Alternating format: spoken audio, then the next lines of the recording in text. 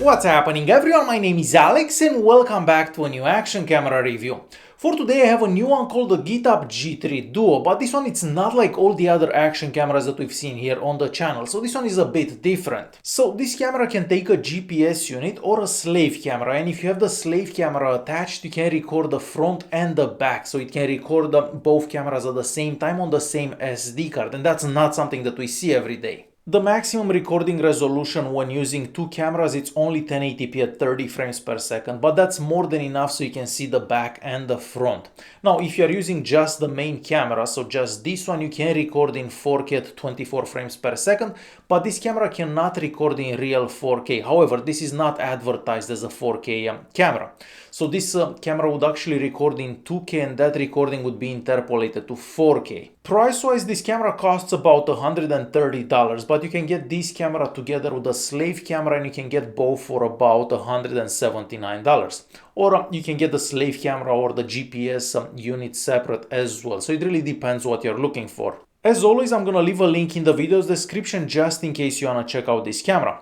Alright, so this camera is using the Novatec 96663 processor and the Sony IMX117 image sensor, and this is the same image sensor that we had for the SJ-Cam 7 and the TI T5e. As I mentioned earlier, the 4K recordings from this camera are in fact 2K recordings that are interpolated, but with this camera we get image stabilization at any resolution.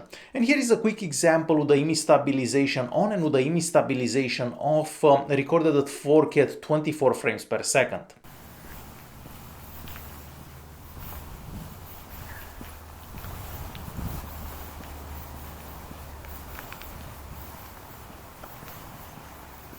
And as you've seen for yourself, the image stabilization works quite good. But why don't we start with a very quick unboxing so I can show you what comes in the box with this camera. So the camera comes in a very good looking box. On the front we see a picture of the camera, and turning the box around we can see some of the specifications. Inside the box we are going to find the camera and the waterproof case, and this time around I actually had the waterproof case in water on multiple occasions and there was no water going inside. I've also recorded a bit in the water, but the water wasn't that clear whenever I was recording, so the recordings don't look that great. But the waterproof case is definitely good in water. Aside from that, you're gonna find the user manual, and the user manual it's in English and it's got a whole bunch of pictures and information. So I do recommend using the user manual because this camera is a bit different than all the other ones that we've seen in the past. And aside from that user manual, you're also gonna find some stickers and mounts, so you can technically mount this camera on anything. The camera itself looks very similar to all the other action cameras that we've seen in the past. So the entire camera is made out of plastic, however it feels a bit heavier and a bit more premium than most other cameras that I've tried in the past. So on the front we have the power button, and that's also a mode button. We have a couple of LEDs and the lens. The LEDs can also be turned off from the software, so if you don't want to see any LEDs anywhere on the camera you can just turn them off. At the top we have the OK or the recording button and a small LED, and nothing on the right hand side. Moving to the left we have the holes for the microphone and the speaker. We have a mini USB port that's used to charge the camera or to connect an external microphone. We also have a HDMI out port and another mini USB port that you'd connect the GPS unit or the secondary camera. And next to that we have the slot for the SD card. I tried a couple of 64 gigs SD cards with this camera and they both seem to work good without any issues, and I'm gonna leave links to those SD cards in the video's description just in case you wanna check them out. Through that mini USB port on the side you can also charge the camera while it's recording, and that's great because that means that you can attach a power bank to it, and this way you're not gonna be running out of space, and that's important mostly if you're doing time lapses.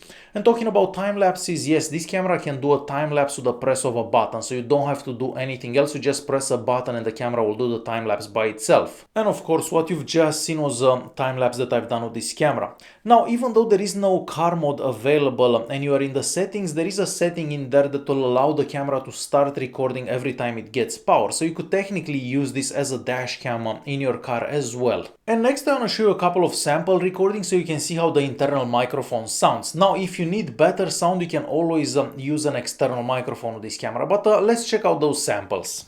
Alright, we have a quick microphone test to the G3 Duo. I'm currently recording in 4K at 24 frames per second I believe, and the gyro stabilization is also on.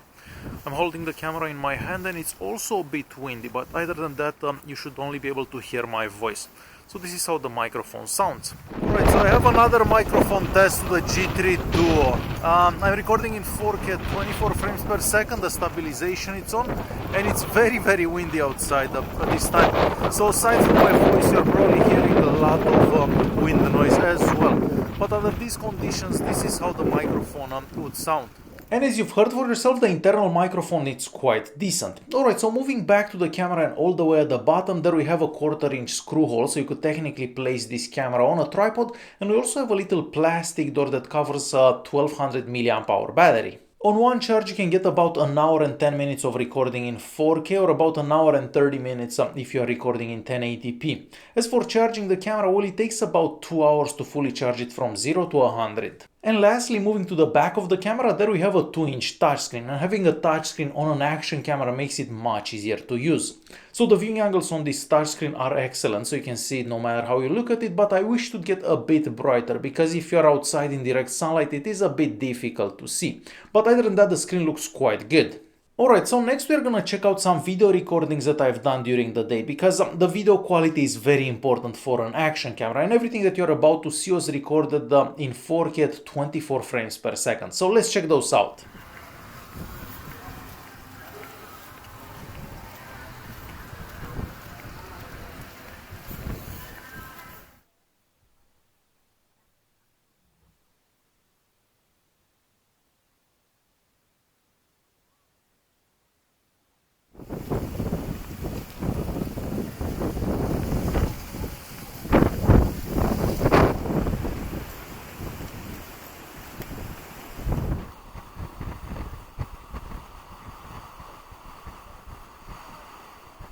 Alright, I have another microphone test to the G3 Duo. This time around I'm riding the bicycle and I'm talking behind the camera, and it's fairly windy, so you may hear some wind.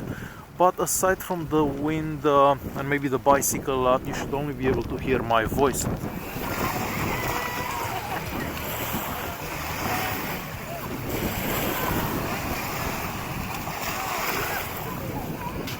So even though the daytime recordings don't look bad, they are nowhere as crispy as we've seen from other action cameras that we've seen in the past. Now, this camera has a lot of features that the other action cameras don't have, and I'm imagining that they couldn't use a different processor to use a slave camera, and that's why we get the quality that we get. So there is a downside to getting all those features. So next we're gonna check out some recordings that I've done at nighttime.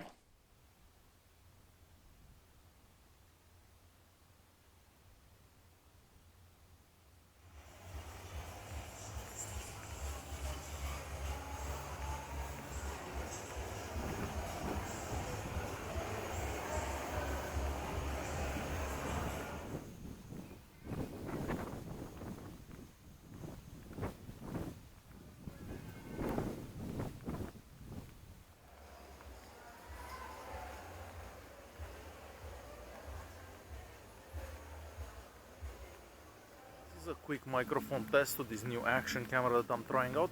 I'm currently recording in 4K at 24 frames per second, and I'm talking behind the camera. And as you've seen for yourself, the nighttime recordings are decent, but far from spectacular. I mean, they're quite grainy, and we've seen better from other action cameras in the past. Now, luckily you can take pictures with this camera, and the pictures do much better than the video quality, and you can actually take pictures in 16:9. And all the pictures that you're just watching right now are actually taken with this camera on auto settings.